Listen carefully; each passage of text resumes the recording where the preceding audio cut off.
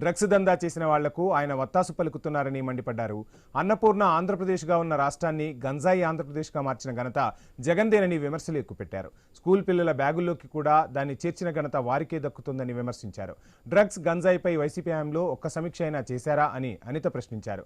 CM Chandrababu దీని నిర్మూలనకు 6 మంత్రులతో ఒక సబ్ కమిటీని ఏర్పాటు చేశారని అనిత గుర్తు చేశారు.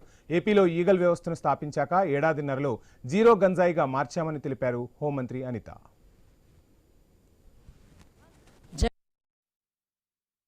జగన్మోహన్ రెడ్డి సీఎంగా ఉన్న పొజిషన్లో 2019 నుంచి 24 మధ్యలో గాంజా దేశంలో ఎక్కడ దొరికినా కూడా దాని మూలాలు ఎక్కడున్నాయరా అంటే ఆంధ్రప్రదేశ్లో ఉన్నాయి అని చెప్పుకునే పరిస్థితి.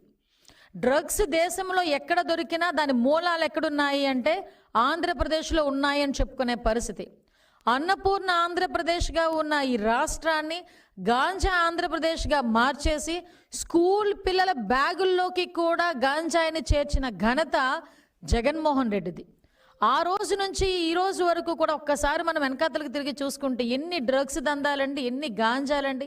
కనీసం గాంజా కల్టివేషన్ ఎక్కడ జరుగుతుంది, గాంజా కల్టివేషన్ జరిగిన తర్వాత ట్రాన్స్పోర్టేషన్ ఎలా జరుగుతుంది అనేది కనీసం అవగాహన లేకుండా ఆ రోజు ముఖ్యమంత్రిగా ఉన్న ఇప్పుడు పులివెందుల ఎమ్మెల్యే ఏ రోజైనా డ్రగ్స్ మీద